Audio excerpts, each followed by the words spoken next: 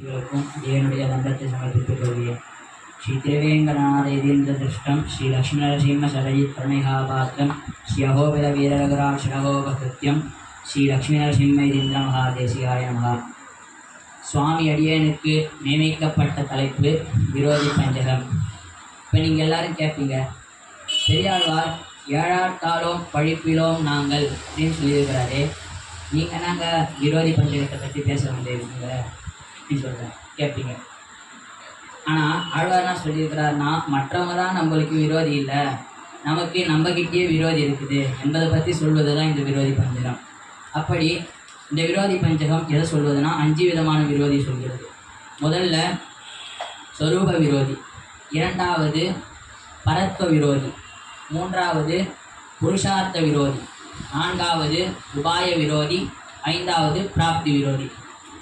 முதல்ல சொரூப விரோதி என்னன்னு பார்த்தோம்னா, விரோதி வர்க்கத்தில் சொரூப விரோதியாவது தேக ஆத்ம அபிமானமும் அந்நியசேஷத்துவமும் ஸ்வஸ்வாதந்திரியமும்.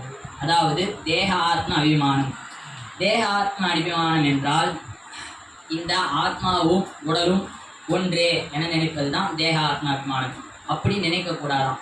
ஆத்மா என்பது அழிவில்லாதது, உடல் என்பது அழிந்து போவது. இந்த ஆத்மா இந்த உடலிற்கு எதற்காக கொடுக்கப்பட்டதுன்னா, ஆண்டாள் சொல்றாங்க, எற்றைக்கும் 7 பிறவிக்கும் முந்தொன்னோர் உற்றோமையாவும் உனக்கே நாம் ஆட்செய்வோம்.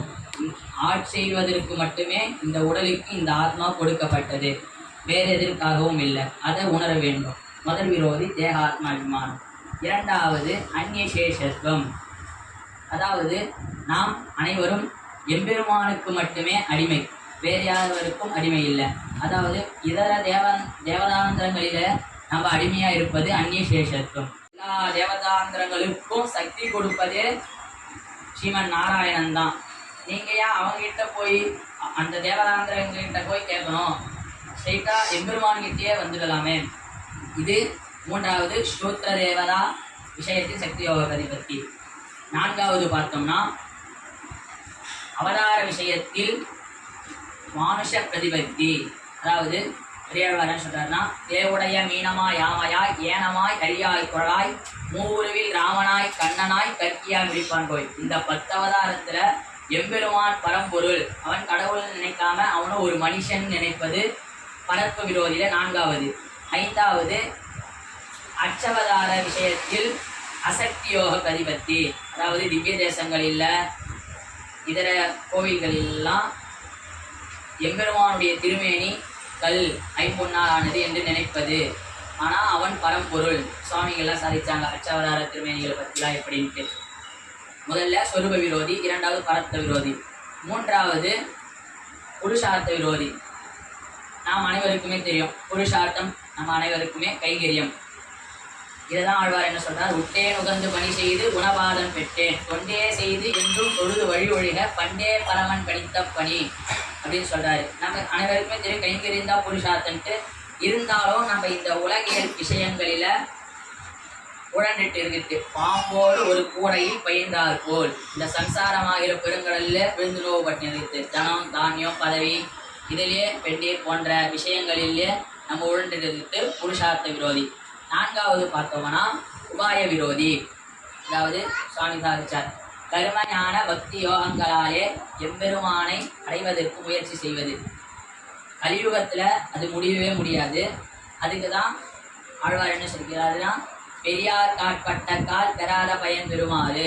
அதாவது ஆச்சாரிய கைங்கரியம் எம்பெருமானுக்கு கைங்கரியம் செய்து சரணாகதி செய்தால் மட்டுமே எம்பெருமான எளிமையை இந்த கலியுகத்துல அடைய முடியும் அப்படின்னு சொல்லியிருக்காரு. ஐந்தாவதா பார்த்தோன்னா பிராப்தி விரோதி. பிராப்தி விரோதினா சரணாகதி செய்த பிறகும் நம்மளுக்கு ஏற்படக்கூடிய அபச்சாரங்கள் 3 என்னென்னு பார்த்தோம்னா, பகவத் அபச்சாரம், பாகவத் அபச்சாரம், அசக்கிய அபச்சாரம். பகவத் அபச்சாரம்னா அதாவது இவர் நல்லா கைங்கரியம் பண்ணுறாரு சொல்கிறதுக்காகவே செய்வது. நம்ம யாரும் அப்படி செய்யக்கூடாதான். எம்பெருமான் உகப்பிற்காக மட்டுமே கைங்கரியம் செய்ய வேணும். இரண்டாவது பாகவத அபச்சாரம். அதாவது கூறத்தாழ்வான் கண்ணு போனதுக்கு எந்த பாகவதர் போனையால் திருமணக்காக போட்டிருக்கிறாரோ அப்படின்னு நினைச்சோமோ என்று வருத்தப்பட்டாராம். அதனால தான் நம்ம கண்ணு போயிச்சோ, அதுக்கே அவர் அப்படி வருத்தப்பட்டாராம். அப்பலாம் நம்மலாம் எப்படி இருக்கணும்னு பார்த்துக்கோங்க. அடுத்தது அசக்கிய அபச்சாரம். அதெல்லாம் பெரிய விரோதி அப்படின்னு. அப்ப என்ன, இந்த விரோதிகள் எல்லாம் குறித்து கொள்ள வேண்டியது. இதைத்தான் அர்த்த பஞ்சகம் அப்படின்றதுல சொல்றதுக்கு வந்தது. அர்த்த பஞ்சகம்ன்றது 5 விஷயங்கள் சொல்லக்கூடியது. அதாவது 5 அர்த்தம். என்ன 5 அர்த்தம்? ஒன்று பரமாத்மா, இன்னொன்று பரமாத்மாவை அடைய வேண்டிய ஜீவாத்மா, இன்னொன்று இந்த ஜீவாத்மா எம்பெருமானை அடைவதற்கு உண்டான வழி, இன்னொன்று அதற்கு தடை, அதாவது விரோதி. இந்த 5 அர்த்தம், அதுக்கு பேர் தான் அர்த்த பஞ்சகம். மிக்க இறைநிலை, மெய்யா உயர்நிலை. இந்த உயிர்நிலை இறைநிலையை அடைவது. இது 2. ஒன்று இறைநிலை, 2வது உயிர்நிலை. 2 விஷயம் இருக்கு. இந்த உயிர்நிலை இறைநிலையை அடைவதற்கு என்ன? மிக்க இறைநிலை, மெய்யா உயிர்நிலை, தக்க நெறி, ஊழ்வினை வாழ்வு. இந்த ஊழ்வினை வாழ்வினை தடை நெறி. இந்த ஊழ்வினை வாழ்வினையை போக்கிக் கொள்றதுக்கு இவன் நெறியா இருக்கணும். மிக்க இறைநிலை, மெய்யா உயர்நிலை, தக்க நெறி. தக்க நெறியில இருந்தாங்க. உயர்நிலை, தக்க நெறி, தடையாகி தொக்கியலும் ஊழ்வினையும் வாழ்வு. தடையது ஊழ்வினை வாழ்வு. இவன் நெறியா இருந்தா அப்படின்னாக்க இந்த ஊழ்வினையும் வாழ்வினையும் தானே கழியாது. எப்படி தானே கழியாது? கர்ம கைங்கரியத்தில் கர்மா தானே கழியும். அப்ப வாழும் காலம் என்ன? நாட்டாரோடு இயல்படுது. அதுதான் நெறி. அதுதான் ஸ்ரீ வைஷ்ணவ நெறி. மிக்க இறைநிலை, மெய்யா உயர்நிலை. இறைநிலையை இந்த உயர்நிலை அடைவதற்கு நெறியோடு இருக்கணும். அந்த நெறி என்னது? நெறியோடு இருந்தால் என்ன நடக்கும்? ஊழ்வினை வாழ்வினை. ஊழ்வினைனா முன்னாடி செய்த பாடம், வாழ்வினை இப்போ வாழும் காலத்தில் இருக்கக்கூடிய பாடம். இந்த 2ம் போகணும். 2ம் போனால் தான் அவன் அடையணும். பாவமும் இருக்கக்கூடாது, புண்ணியம் இருக்கக்கூடாது. அப்போ தான் அவன் அடையணும். இந்த 2ம் போகணும்னா நெறியோட. அந்த நெறி என்னது? அது ஸ்ரீ வைஷ்ணவ தர்மம், பாகவதம். அப்போ அது என்னது? அதைத்தான் வாட்டாடுறாங்க சொன்னார். என்னது? நாட்டாரோடு இயல்பழிந்தால் நாரணனை. அதுதான் தடை. தடை என்னதுன்னு கேட்க, நாட்டாரோடு இயல்தான் தடையே பெரிய. அது முடிந்தா எம்பெருமான் நாராயணனை இப்படி அடையணும். இதுதான் அர்த்தம். மிக்க இறைநிலை, மெய்யா உயர்நிலை, தக்க நிலை, தடையாகி ஊழ்வினை வாழ்வு. இந்த 5 விஷயத்தை சொல்லக்கூடிய அர்த்தம். இது அப்பவே சொல்லணும் வச்சுருக்கேன். பெருந்தேடி பேரோட போன உடனே அந்த அப்போ அந்த கருணை நினைக்கிற போது வழி தெரியாது.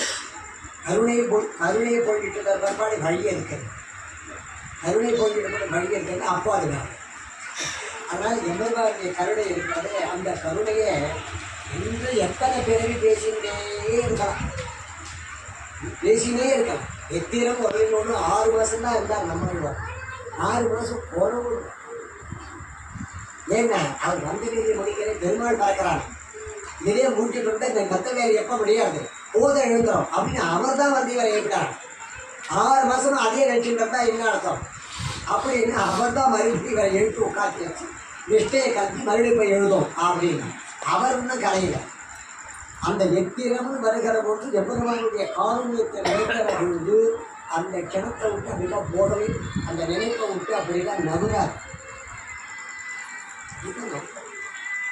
நான் வந்து நினைக்கிறது என்ன, நான் வந்து நிற்கிறதுக்கு எனக்கு யோகத்தை கிடையாது. ஆணைக்கு அன்றைக்கு அருள் செய்தமையால் அதுக்கே 1000 வருஷம் அனுக்கிரகம் பண்ணேன். ஆணைக்கு இந்திய அந்த அருள் செய்தமையால் நான் வந்து நின்றேன் அப்படின்னு நான் எனக்கு என்ன யோகத்தை இருக்குது. நான் வந்து நிற்கிறதுக்கு அழ்வாரே நான் வந்து நிற்கிறதுப்பா அழ்வாரை கண்ணிக்கு ஆணைக்கு பண்ணியே அந்த மாதிரி எப்போ நீங்கள் பண்ண போனாங்க அப்படின்றதுக்காக பிரமாணத்தால் சொல்லி கேட்காரு. அந்த மாதிரி நிற்கிறதுக்காக பார்த்துச்சு. சரி நான் எம்பெருமானோட பேசிட்டு எம்பெருமான் எனக்கு எனக்கு பண்ணா எம்பெருமான் இவ்வளோ பண்ணாங்க ஆழ்வார் இருந்தா எம்பெருமான் இருந்தா ஆழ்வார்னா ஆழ்வாருக்கு மட்டும் உடனே வந்துட்டாங்க ஆழ்வாரே கதறவு என்னடாண்ணா எப்போதான் நீ வந்து அனுக்கிரகம் பண்ணுறது ஒரு தனியும் ஒன்று செய்துகிட்டே இருக்கிறேன் நானும் கேட்டுகிட்டே இருக்கேன் அப்படி மாற்றி திருப்பி திசை திருப்பி அனுப்புகிறாங்க காரணி எல்லா வேலையும் முடிஞ்சு 4 பிரபந்தத்தை அனுபவித்து முடித்து சொல்ல வேண்டிய விஷயங்கள்லாம் அவர்கிட்ட சொல்லணுமோ அதெல்லாம் இதன் மூலமாக சொல்லி முடிச்சுட்டு தப்பானதான் என்னது என்னன்னு பார்த்தா இல்லை உனக்கு நான் ரொம்ப அனுகிரகம் பண்ணணும் உண்மை என்னால் விட முடியல அப்படின்னா பெருமாள் ஆழ்வார் பார்த்தாங்க நீ அப்படியே வந்து உன்னை நான் உங்களை அழைச்சிட்டு இருப்பேன் எப்படி நான் உங்களை அப்படியே அழைச்சிட்டு இருப்பேன் அப்படின்னார பெருமாள் ஆழ்வார் வந்து இன்னும் தப்பாக பேசுறீங்க எப்படி சரீரத்தோட போக முடியும் ஏதோ சூது நடக்கும் மறுபடியும் தள்ளிவிடலான்னு பார்க்குறீங்க அப்படி அதெல்லாம் கிடையாது நிற்க முடியும் அப்படி எதுவும் மாய பண்ணுறாங்க அப்படி ஒத்துக்கிறாங்க இல்லை நான் பிரித்து உங்கள் ஒட்டி என்னால் இருக்க முடியல நீ எவ்வளோ சொல்லியிருக்கிறேன் உங்கள் ஒட்டி என்னால் தரிக்க முடியலனால உன்னை அப்படியே அழிச்சுட்டு இருப்பாரு அது நான் ஒத்துக்க மாட்டேன் அது ஆழ்வார் அது தப்பு துரோகமாக செய்யணும் எல்லாருக்கும் எப்படி படிச்சுதான் அழிக்கிறேன் என்ன